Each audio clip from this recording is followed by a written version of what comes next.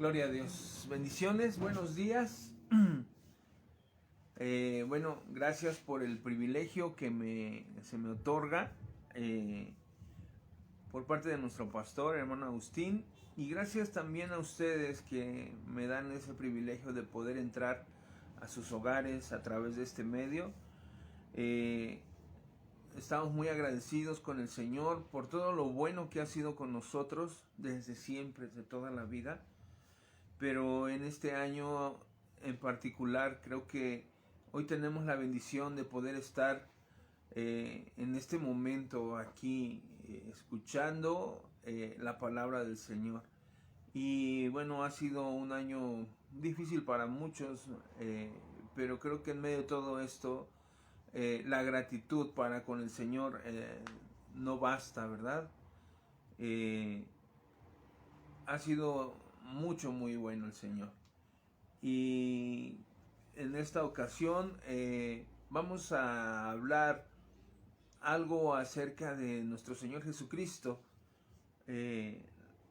Vamos a aprender la importancia del verbo de Dios y vamos a ver sus atributos que lo conforman y lo confirman como Dios, Dios verdadero. Amén. Entonces, vamos a hacer una oración y vamos a agradecer al Señor en esta oración y pedirle que Él sea quien nos instruya y quien abra nuestro entendimiento y nosotros hacer la parte que nos corresponde de la disposición de abrir nuestro corazón para recibir lo que viene de Él. Amén. Así es que hagamos una oración. Maravilloso Dios, te amamos, te bendecimos, te damos la gloria, la honra, la exaltación, porque tú eres digno, porque tú eres bueno, Señor, y porque tú has sido misericordioso con nosotros. Gracias. Gracias por todo lo que has hecho en nuestra vida. Dice el salmista que si se pudieran contar las obras que has hecho a favor nuestro, si se pudieran contar los favores que hemos recibido de parte tuya, no podríamos contarlos. Faltarían libros para poder escribir todas las cosas buenas que hemos recibido de ti, Señor. Gracias. Te amamos, te bendecimos y en este momento, Señor, nos disponemos a escudriñar tu palabra. Abrimos nuestro entendimiento, disponemos nuestro corazón como tierra arada para que venga la semilla y caiga en esta tierra, Señor, y que a tu tiempo, Señor, traiga el fruto que tú requieres y que ésta tiene que brindar, Señor, en nuestras vidas, Señor. Porque sabemos que tu palabra no volverá a ti vacía sin que antes cumpla el propósito con el cual tú la has enviado. Y nosotros, Señor, estamos dispuestos, Señor, a recibirla, a escudriñarla y aceptar todo lo bueno que viene de ti, Señor. Gracias, Señor, por este privilegio, esta hermosa mañana. Gracias por la vida de mis hermanos que han dispuesto su corazón y que estamos aquí reunidos, Señor. Te amamos y te damos a ti toda la gloria y las gracias, Señor, en el nombre de Jesús. Amén. Gloria al Señor. Bueno, vamos a hablar acerca de Jesús porque es algo para la humanidad, para la sociedad, es algo polémico hablar de Jesús. Hay muchos que no aceptan a Jesús como Dios. Hay algunos que incluso como hombre no aceptan que Él haya existido. Es algo, les decía yo, es algo polémico hablar de Jesús en el ámbito religioso, en el ámbito histórico, en el ámbito incluso hasta político. ¿Por qué? Porque solamente muchos describen o pintan a Jesús como un actor político, un revolucionario en el cual nació una nueva forma de hacer política a través solamente del amar al prójimo. Pero hoy vamos a escudriñar algo muy interesante que describe a Jesús no solo como el ser humano, sino como el auténtico Dios que vino a este mundo. Amén. Esto se le llama los atributos de Dios, ¿sí? Que es el omnisciente, el omnipresente, el omnipotente, ¿sí? Estos tres atributos que son exclusivos de Dios, que no los va a tener ningún otro ser, ninguna otra entidad. Nadie va a poder tener estos atributos que solamente le competen o solamente le pertenecen a Dios, sino que vemos en Jesús estos atributos, así como en Dios el Padre, así como en el Espíritu Santo. Los tres en conjunto poseen estos atributos, ¿sí? El ser omnisciente, que todo lo sabe, el ser omnipresente, que está en todas partes, y el ser omnipotente, que todo lo puede, ¿sí? Entonces, cuando hablamos acerca de Jesús, muchos lo rechazan, pero esto del rechazo no es algo que a Dios le cause sorpresa, porque nosotros vamos a la Escritura y vamos a ver en Isaías 53, ahí está muy claro, cuando el profeta Isaías recibe la palabra de Dios y él escribe, y dice en Isaías 53:3, dice: despreciado y desechado entre los hombres, varón de dolores, experimentado en quebranto, ¿sí? Y dice, y como que escondimos de él el rostro, fue menospreciado y no lo estimamos. Vemos cómo Dios ya tenía todo esto establecido, de modo que el ser despreciado, desechado, para Dios no es algo nuevo o algo que le cause sorpresa, sino que ya estaba establecido. Dios sabía y Dios tenía ya establecido esto. Y vemos aquí cómo Jesús ya tenía conciencia de que cuando Él viniera a este mundo, porque era necesario que Él viniera y se convirtiera o tomara la forma de hombre. Si usted le recuerda, dice en la palabra de Dios que Él, dice en el apóstol Pablo, hace mención y dice que Él siendo Dios, que siendo igual a Dios, no tuvo cosa a que aferrarse, sino que se despojó de sí mismo. ¿Sí? No se aferró a la grandeza, no se aferró, Jesucristo no se aferró a ser Dios mismo, sino Él consideró que era necesario venir y rescatar a la humanidad, porque ya no había ninguna otra solución. Dios en Isaías habla, dice: estoy harto de sus fiestas solemnes, ya estoy cansado. ¿Por qué? Porque todos ustedes lo han contaminado. Dice el profeta Isaías de igual manera, dice que nuestras mejores obras son como trapos de inmundicia delante de Él, ¿sí? Entonces vemos cómo el hombre, la maldad del hombre, escaló a tal dimensión que ya no había nada que hacer por la humanidad.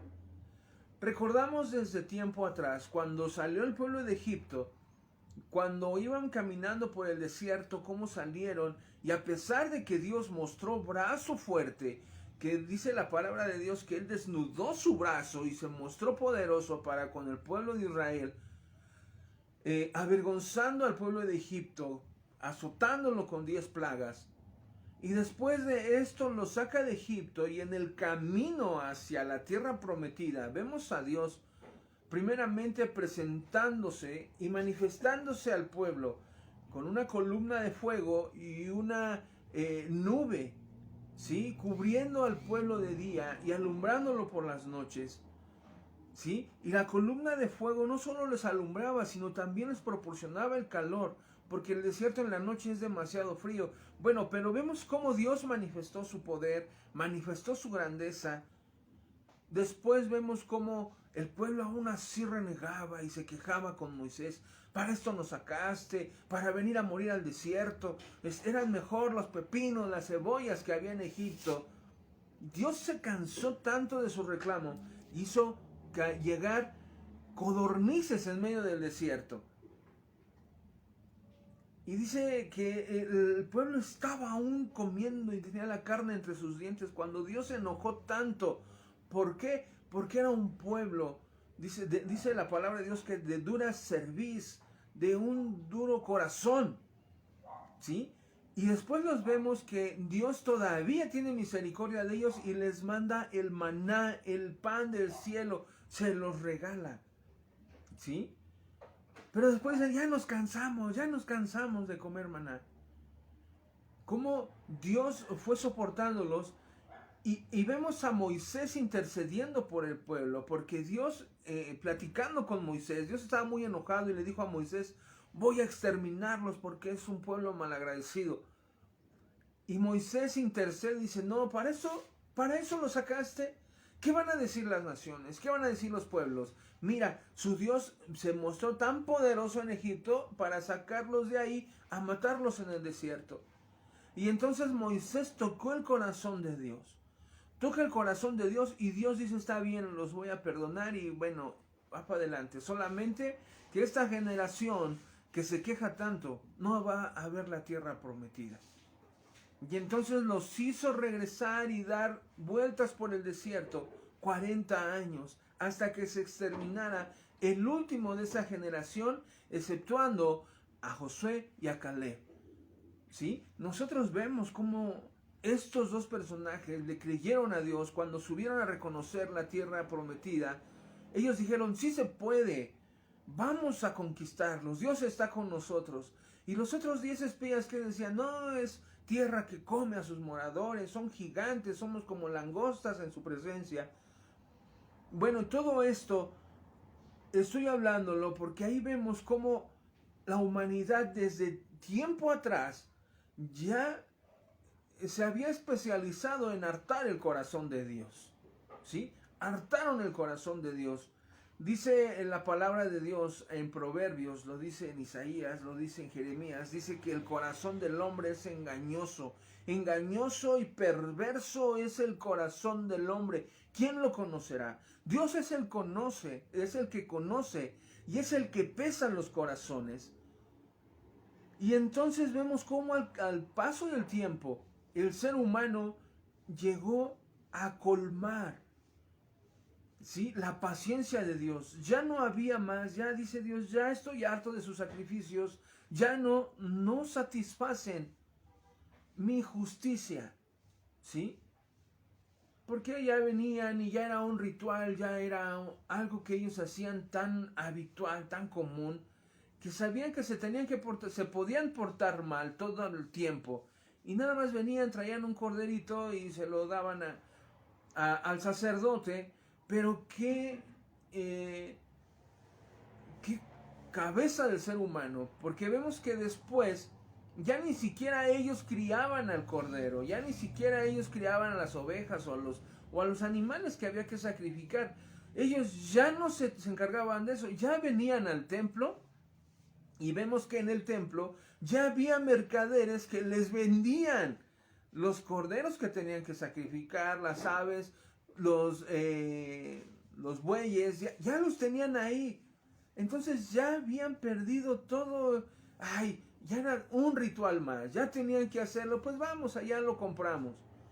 Ya no era algo que ellos criaran, ya no era algo que ellos cuidaran de escoger a lo mejor de sus rebaños. No, ya vamos, allá lo compramos sin ningún problema. Dios se cansó.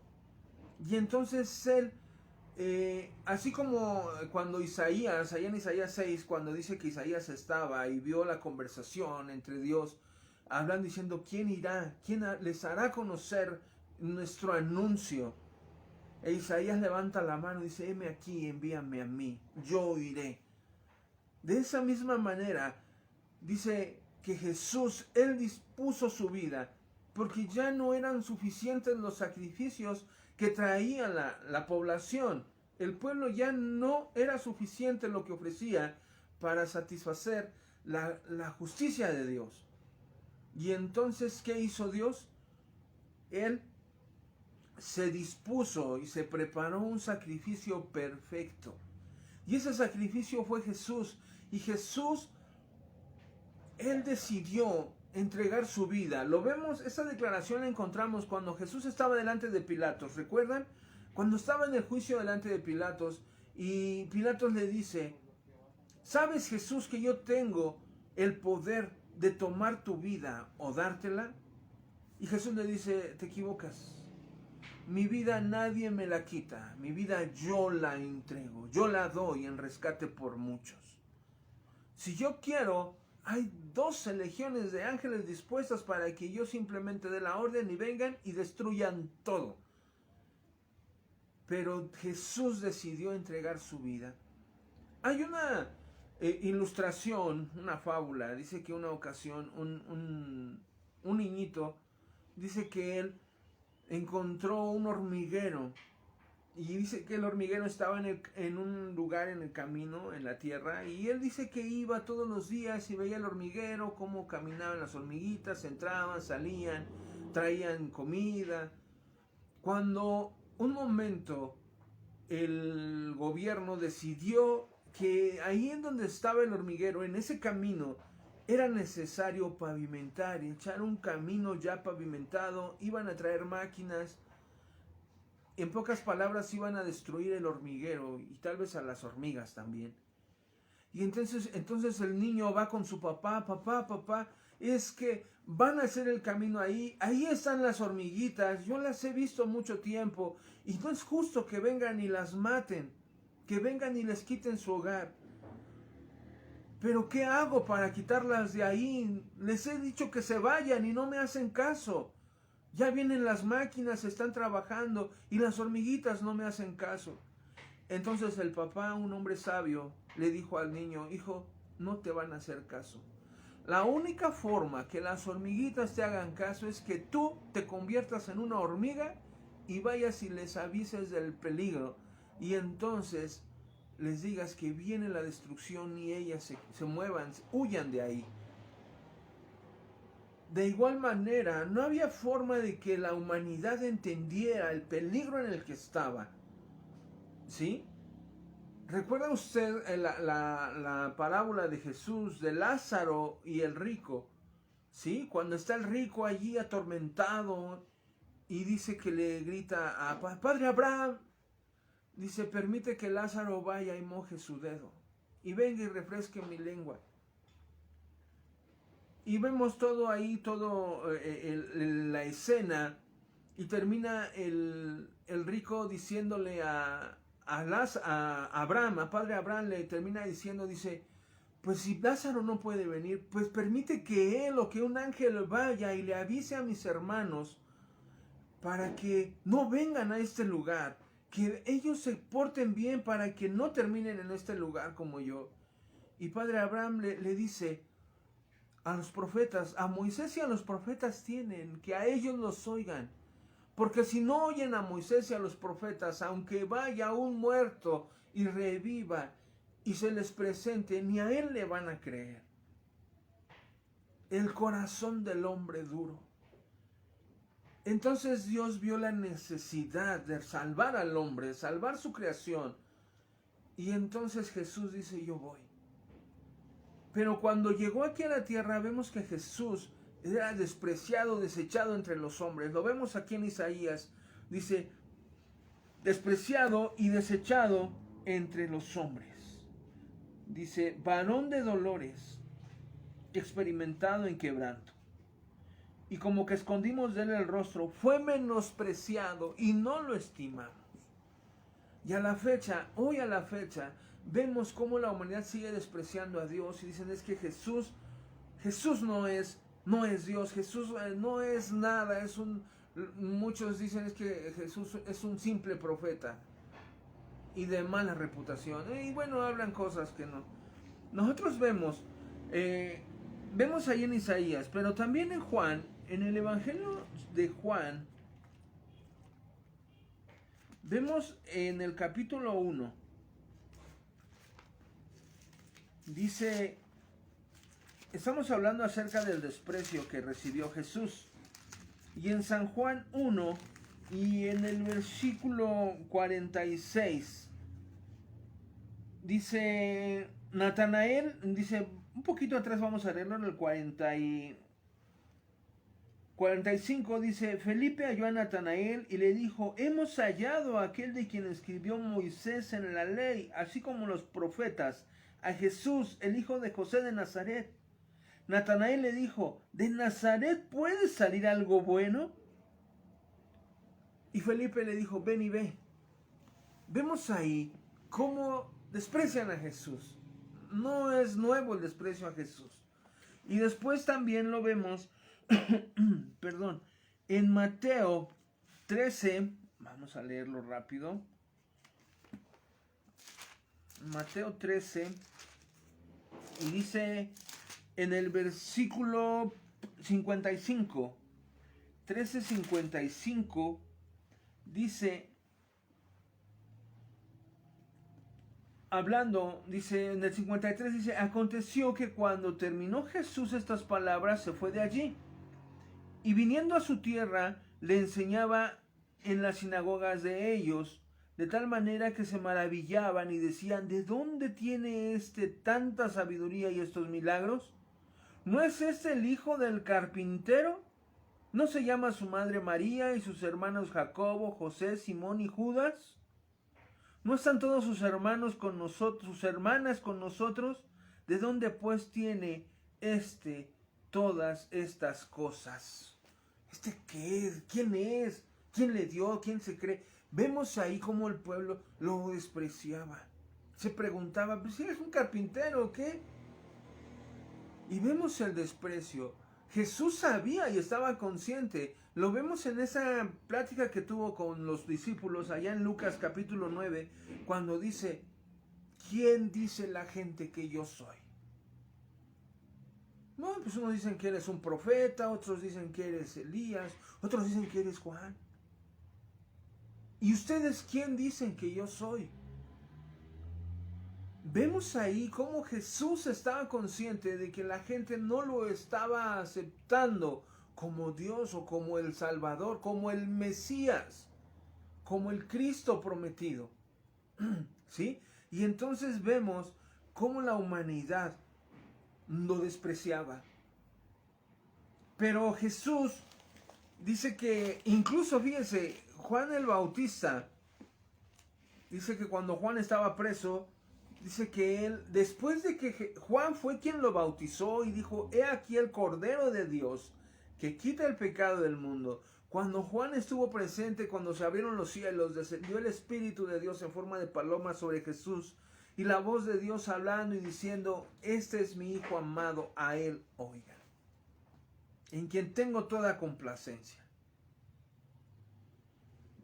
Y entonces cuando viene, dice que Juan tomó dos de sus discípulos y los manda a preguntarle a Jesús, ¿eres tú a quien esperamos o va a venir alguien más?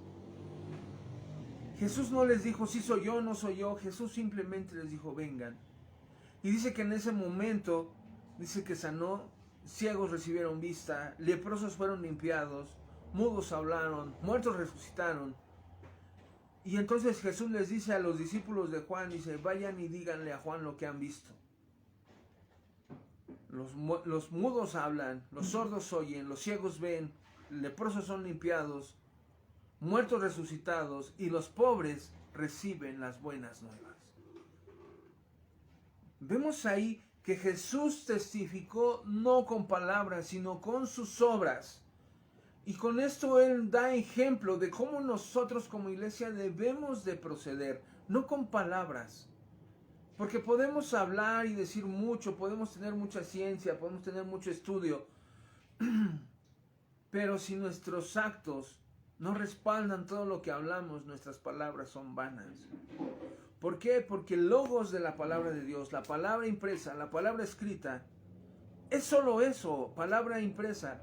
Pero cuando nosotros la tomamos y la hacemos realidad, cuando se hace rema en nuestra vida, entonces nosotros la vivimos, la actuamos, la testificamos y entonces nosotros predicamos y hablamos acerca del reino de Dios, así como lo hizo Jesús. Y no quiero que me gane tiempo porque siempre me gana. Quiero que veamos acerca de esto. Primero, para empezar, la Trinidad de Dios es algo muy complejo que la humanidad, mucha de la humanidad no lo entiende y se les hace algo difícil de comprender. ¿Cómo es posible de que nosotros prediquemos acerca de un monoteísmo? es decir, de que adoremos a un solo Dios, pero hablemos de que tenemos un Dios que son tres dioses, el Padre, el Hijo, el Espíritu Santo. ¿Cómo es posible que nosotros condenemos o que la palabra condene el adorar a muchos dioses, pero hablamos de tres dioses? Pero se les hace muy difícil entender que estos tres hacen uno, ¿sí? Porque tres son los que dan testimonio en el cielo. Que esa palabra no está en el original, después hablaremos de eso, ¿verdad? La palabra que menciona el apóstol Juan ahí en su primera epístola, que tres son los que dan testimonio en el cielo, el Padre, Hijo y Espíritu Santo, y estos tres son uno. Esta palabra no está en el original, sin embargo es algo que Dios le reveló no a Juan, sino se le agregó un poco después. Bueno, después hablemos de ese tema. Podemos comprobar de muchas formas, no solamente con esa porción que nos habla el apóstol Juan allá en su primera epístola, de cómo la Trinidad existe, es real. Pero en este momento vamos a hablar no de la Trinidad en general, sino solamente de Jesús. Vamos a hablar de Jesús como hombre, de Jesús como Dios, ¿sí? Y bueno, quiero que veamos cómo nos dice la palabra de Dios. En Hebreos 1:8 vamos a ver la prueba de la deidad de Dios, la deidad del Hijo de Dios por su nombre, ¿sí? La deidad de Dios, la deidad de Jesús por su nombre. Hebreos 1:8 dice la palabra del Señor. Hebreos, por aquí estaba. Hebreos 1:8 nos dice, la palabra del Señor dice, mas del Hijo dice, tu trono, oh Dios, por el siglo del siglo, cetro de equidad es el cetro de tu reino, ¿sí? Dice, mas del Hijo dice, tu trono, oh Dios. Vemos aquí cómo está hablando el escritor de Hebreos acerca del Hijo, y en esta porción está poniendo a Jesús en una categoría, en un nivel a Jesús de Dios, ¿sí? Algo interesante es de que en el cielo nosotros no encontramos a Jesús hablándole como el Hijo de Dios. El título de Hijo de Dios o el Hijo del Hombre se le dio para cuando viniera Él a esta tierra y nosotros lo pudiéramos identificar. Es decir, este nombre no es el nombre de Jesús en el cielo. Jesús en el cielo es Dios, ¿sí? Jesús en el cielo, Él es Dios. Está manifestado en tres partes para nosotros, para que nosotros entendamos el trabajo de Dios. En el cielo es Elohim, Elohim, el Dios pleno, el Dios en su totalidad, ¿sí? Y entonces vemos aquí cómo nos dice en Hebreos, del Hijo dice, ¿qué dice del Hijo? Tu trono, oh Dios, por el siglo del siglo, cetro de equidad es el cetro de tu reino, ¿sí? Entonces vemos cómo a Jesús se le da el título de Dios, ¿sí? Ahora también cabe mencionar que la palabra Dios es un título, ¿sí? Es como decir el presidente, el doctor, ¿sí? El magistrado, el juez. Aquí en esta ocasión estamos hablando de Dios como un título de grandeza suprema, ¿sí? Lo máximo que puede existir, el título más grande que puede existir es el título de Dios, ¿sí? Vemos también cómo la Biblia nos habla acerca del Hijo de Dios. Vamos a Mateo 16. Mateo 16 y en el versículo 16 dice... 16 dice, respondiendo Simón Pedro dijo, tú eres el Cristo, el Hijo del Dios viviente. Entonces le respondió Jesús, bienaventurado eres Simón, hijo de Jonás, porque no te lo reveló ni carne ni sangre, sino mi Padre que está en los cielos. ¿sí? Vemos aquí cómo Pedro dice, tú eres el Hijo de Dios, tú eres el Cristo, el Hijo de Dios. Y como Jesús le dice, esto no lo dijiste de ti, no salió de tu carne, esto es una revelación que el Padre te ha dado para que tú lo testifiques, para que tú lo digas, ¿sí? Y después vemos en el versículo,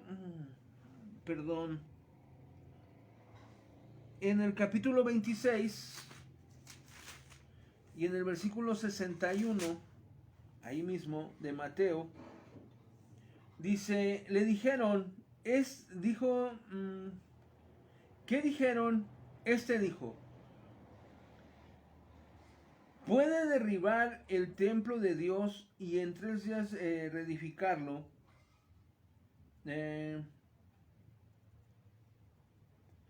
Dice, déjenle un poquito más atrás. Bueno, están hablando los sacerdotes cuando Jesús dijo que podían, que ellos podían destruir el templo.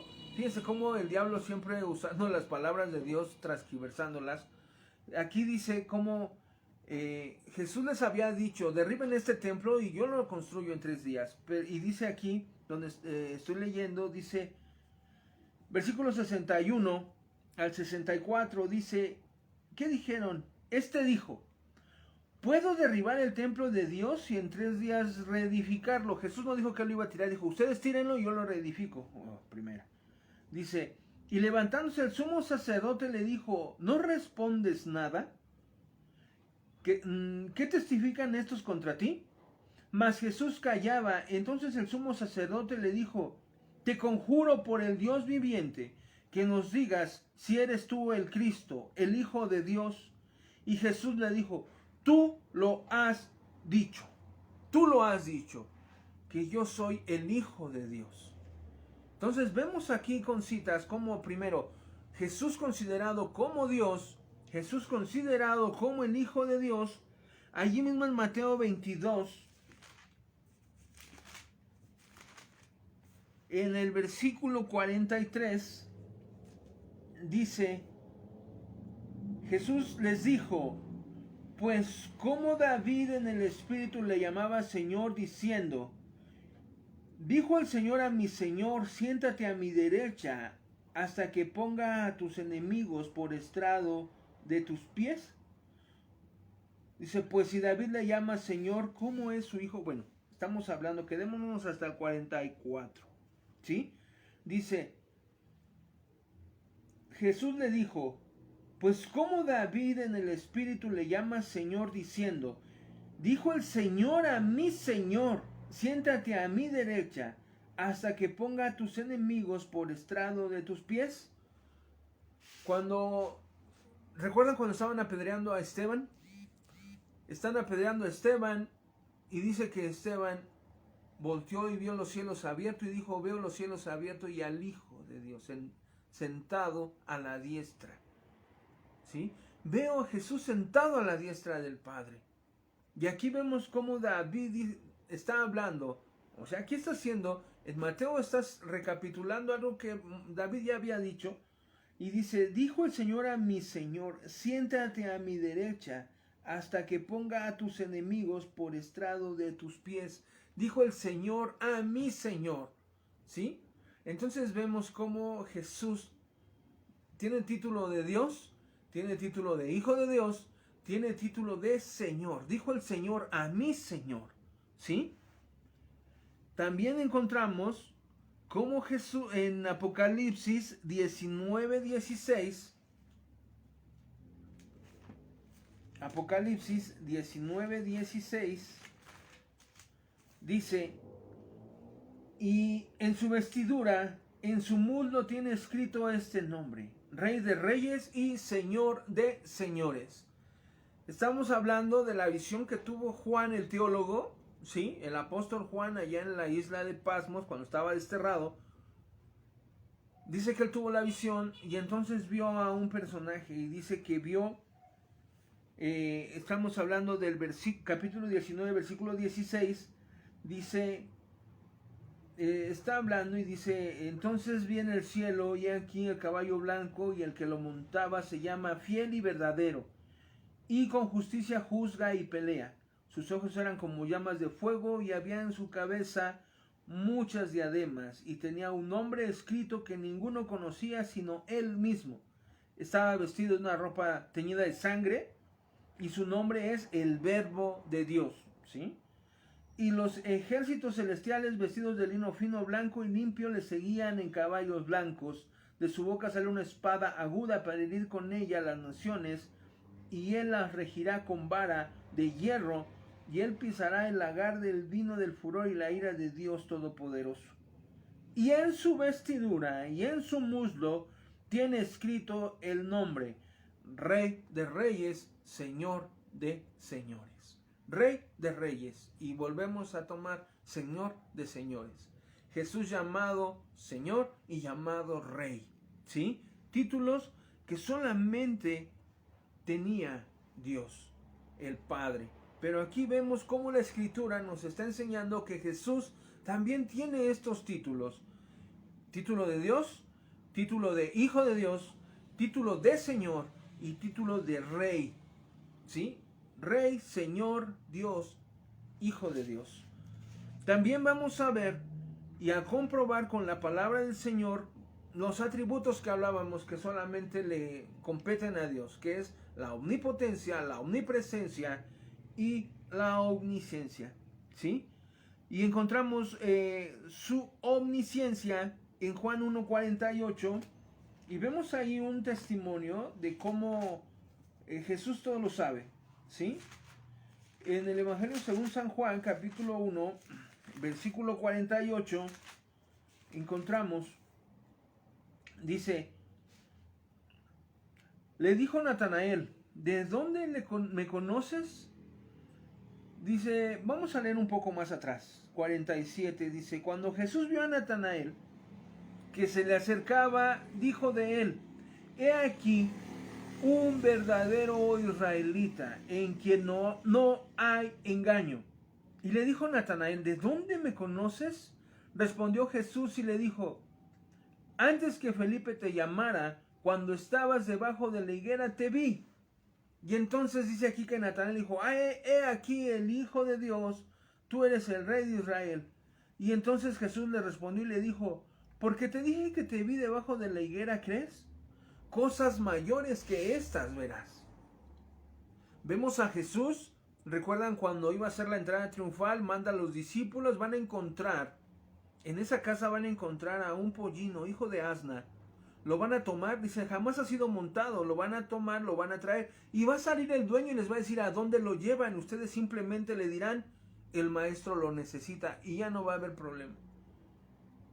Vemos cómo Jesús todo lo sabe. Dice la palabra del Señor que antes de que la palabra esté en nuestra boca, Él ya lo conoce todo. ¿Recuerdan cuando le dijo a Pedro, esta noche me negarás 3 veces? ¿Sí? Antes de que cante el gallo, tú me habrás negado 3 veces. Y entonces comprobamos la omnisciencia de Jesús, ¿sí? De Jesús como hombre, que también, bueno, Jesús tenía que ser hombre y tenía que ser Dios. ¿Por qué? Porque la única forma de que el cielo se conectara con la humanidad era de que Dios se hiciera hombre, y la única forma de que el hombre se conectara con Dios es que el hombre tuviera cierta divinidad. Y el único canal, el único medio fue a través de Jesús. Jesús quien fue 100% hombre, pero también fue 100% Dios. O sigue siendo 100% Dios. Entonces vemos la omnisciencia. Y también vamos a encontrar la omnipresencia en Mateo 18, 20. Mateo 18. Y dice en su versículo 20, dice, porque donde están 2 o 3 congregados en mi nombre, allí estoy yo en medio de ellos. No está hablando Dios el Padre, está hablando Jesús. Jesús está hablando y diciendo esto, y aquí dice en el versículo 20, porque donde están 2 o 3 congregados en mi nombre, allí yo estoy en medio de ellos. También tenemos otra porción cuando Jesús habla y dice, en el mundo tendrán aflicciones, pero confía, yo he vencido al mundo. Y yo he prometido estar con ustedes todos los días, hasta el fin del mundo. ¿Sí? Yo he prometido, o sea, es la promesa de Jesús a nosotros. ¿Sí? En el mundo tendremos aflicciones, pero confiemos porque Jesús ha vencido al mundo y Él ha prometido estar con nosotros todos los días hasta el fin del mundo. La omnipresencia de Jesús. ¿Sí? Jesús puede estar en este momento aquí con nosotros, porque donde estamos 2 o 3, Él está en medio de nosotros, pero también puede estar del otro lado del mundo, allá donde nuestros hermanos, la iglesia de Cristo, esté reunida, adorándole, e igual aprendiendo, conociendo. Allí también está Jesús. ¿Sí? Tal vez ya no está de una manera física, pero en el espíritu Él está tanto en América como en Asia, en Europa, en África, en todos los continentes. Allí está Dios, ¿sí? En Oceanía. Y la omnipotencia. Igual en Mateo 28, 18.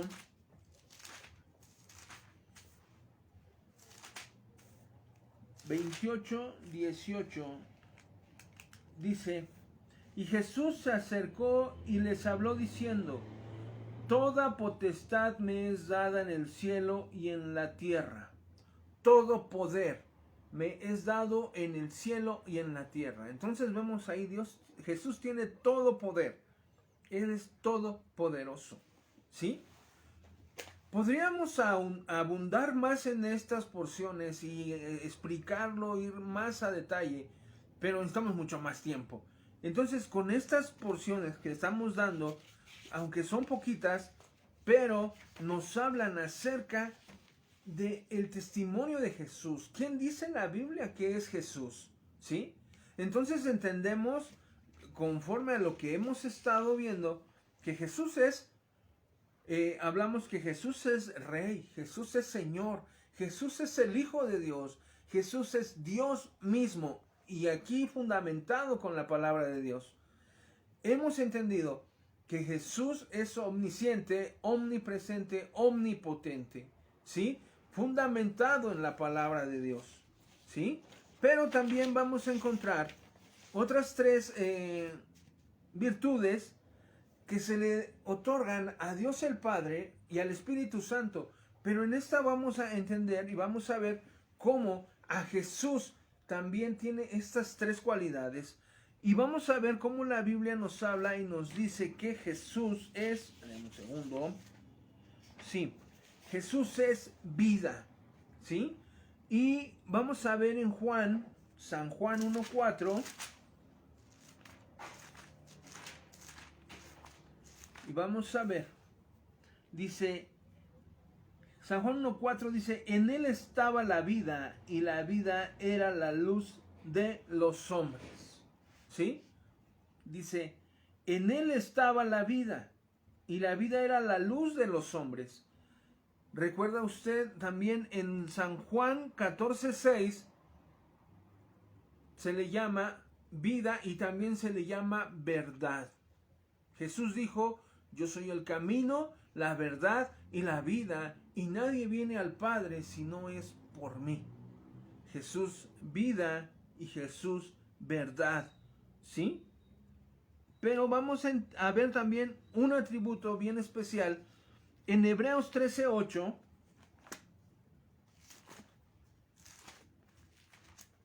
Hebreos 13:8 dice: Jesucristo es el mismo ayer, hoy y por los siglos. Jesús es el mismo, es decir, Jesús es inmutable. Él es inmutable, Él no cambia, porque las obras que hizo en el ayer las sigue haciendo hoy, porque Él es el mismo, ¿sí? Lo que Él prometió, lo que Él dijo, Él lo sigue cumpliendo, respaldando. Él sigue siendo Dios, ¿sí? También vamos a ver cómo los ángeles lo adoran. Cuando Juan, el apóstol amado, estaba allí desterrado, cuando él tuvo la visión, dice que se postró, ahí en Apocalipsis lo menciona, dice que se postró a los pies del ángel y lo quiso adorar y le dijo: momento, no me adores, porque yo soy un consiervo tuyo, a mí no me adores. Es decir, los ángeles no aceptan la adoración, pero Jesús sí acepta la adoración, ¿sí? Y vamos a ver la adoración de los ángeles, en Hebreos 1:6 dice, y otra vez, cuando introduce al primogénito en el mundo, dice, adórenle todos los ángeles de Dios. Dice, y otra vez, cuando introduce al primogénito en el mundo, dice, adórenle todos los ángeles de Dios.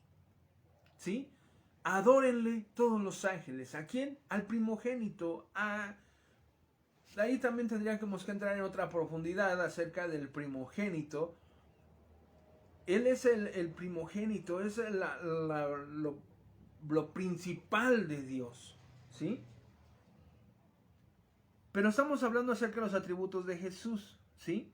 Y vemos, bueno, cómo Jesús acepta la adoración y no solamente la acepta, sino se ordena que le adoren, ¿sí? La adoración de los hombres en Mateo 14:33.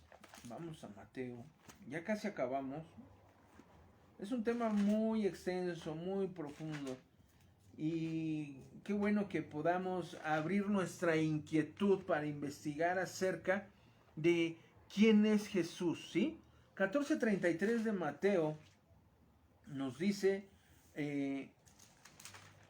la palabra del Señor. Entonces los que estaban en la barca vinieron y le adoraron, diciendo, verdaderamente eres el Hijo de Dios. Jesús aquí recibiendo la adoración. Y aquí no encontramos una porción que diga Jesús, no me adore. No, Él está aceptando la adoración de los que estaban con Él en ese momento. ¿Sí? En Filipenses 2:10, Filipenses 2:10, ya casi acabo. Filipenses 2:10 dice, para que en el nombre de Jesús se doble para que en el nombre de Jesús se doble toda rodilla de los que están en los cielos, en la tierra y debajo de la tierra, y toda lengua confiese que Jesucristo es el Señor, para la gloria de Dios Padre. Vemos aquí la adoración. Dice, para que en el nombre de Jesús se doble toda rodilla, ¿sí? De los que están en los cielos, en la tierra, y aún los que están debajo de la tierra. Es decir, toda la creación tiene que doblarse y postrarse delante de Dios y adorar a Jesús, ¿sí? Jesús aceptando la adoración, ¿sí? Vemos entonces que, bueno, Jesús es omnisciente, omnipresente, omnipotente, que Jesús es Señor, que Jesús es Rey, Jesús es el Hijo de Dios, Jesús es Dios mismo, Jesús es la vida, Jesús es la verdad, Jesús es inmutable. Encontramos que Jesús acepta ser adorado por los ángeles, por los hombres y por toda la creación. Lo encontramos, ¿verdad?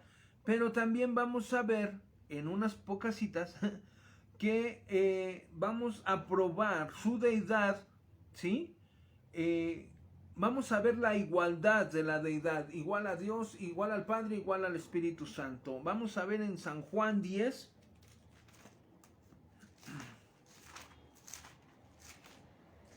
San Juan capítulo 10. Y dice en su versículo 30, San Juan 10, 30. Yo y el Padre somos uno. Yo y el Padre somos unos. Vemos a Jesús aquí tomándose la igualdad con Dios el Padre. Y también en el 14:23, allí mismo en San Juan 14:23, dice Jesús, respondió Jesús y le dijo, el que me ama, mi palabra guardará, y mi Padre le amará, y vendremos a él, y haremos morada con él. Dice, y vendremos y haremos, ¿sí? Jesús poniéndose al igual del Padre, ¿sí? Y vemos, esto estamos hablando con el Padre, cómo Jesús toma y Él se da esta aprobación de ser igual con el Padre. Pero también vamos a ver que se hace igual con el Espíritu Santo. Mateo 28, 19. Dice en el versículo 19 de 28, dice: por tanto, id y hacer discípulos a todas las naciones, bautizándolos en el nombre del Padre, del Hijo y del Espíritu Santo. ¿Sí? Les da la misma importancia al Padre, al Hijo y al Espíritu Santo. Se toman como iguales. ¿Sí? No va Jesús y les dice: bautícense solamente en el nombre del Padre, o bautícense solamente en el nombre de Jesús, o bautícense solamente en el nombre del Espíritu Santo. No, los tres los pone en el mismo rango, en la misma categoría. ¿Sí? Y en la segunda carta a los Corintios,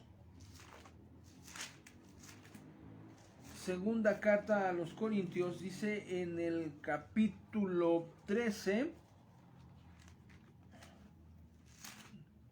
segunda a los Corintios, en el capítulo 13, versículo 14, dice: y la gracia del Señor Jesucristo, el amor de Dios y la comunión del Espíritu Santo sean con todos vosotros. Amén. La gracia del Señor Jesucristo, el amor de Dios, el Padre, y la comunión del Espíritu Santo sea con todos ustedes, con todos nosotros, ¿sí? Vemos cómo Jesús es considerado a la par. Y esto conlleva, tendríamos que ir más a profundidad cuando estamos allá en el Génesis y habla, dice que Jesús dijo, dice que Dios dijo: hagamos al hombre a nuestra imagen, a nuestra semejanza. Dice, hagamos, ¿sí? Vemos que está hablando en una en plural, no en singular. Hagamos. ¿Por qué? Porque no dice, ahí en el original no dice Dios, dice Elohim. Elohim dijo: hagamos al hombre. Después, más adelante, lo encontramos cuando edifican la Torre de Babel, ¿sí? Encontramos que dice: vayamos y confundámosles, porque ahora hablan un mismo lenguaje y han tomado una decisión y nada los hará desistir de esto. Vayamos y confundámosles, ¿sí? Vemos ahí hablar de la Trinidad. Jesús está en la Trinidad. Entonces lo vemos en la creación, lo vemos cuando fue eso de la Torre de Babel. Cuando vinieron los ángeles delante de Abraham, eran 3 los que venían, ¿sí? Eran 3. Y entonces vemos ahí, entonces sería profundizar mucho más y entender todo esto. Pero hoy solamente estamos entendiendo y aprendiendo que aunque Jesús fue y sigue siendo despreciado, desechado, pero Jesús sigue teniendo la calidad de Hijo de Dios mismo. Jesús es Dios, y por amor a nosotros Él se puso un nombre que es el Hijo de Dios. Pero Jesús es Dios, ¿sí? Él es Dios, Él es Señor, Él es Rey.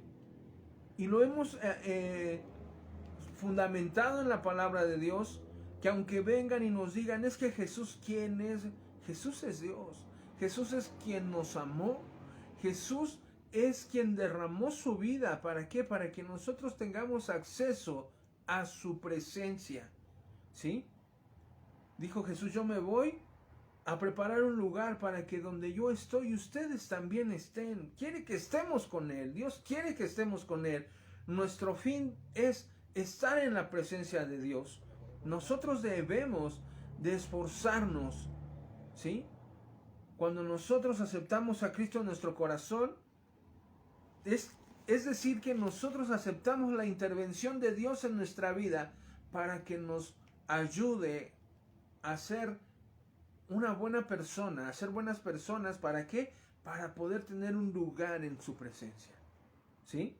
Una ocasión alguien me dijo, y con esto cierro, alguien me dijo: oye, ahí donde leíste, porque leí también esa porción en Filipenses 2:9, dice que Dios le ha dado un nombre, que es sobre todo un nombre.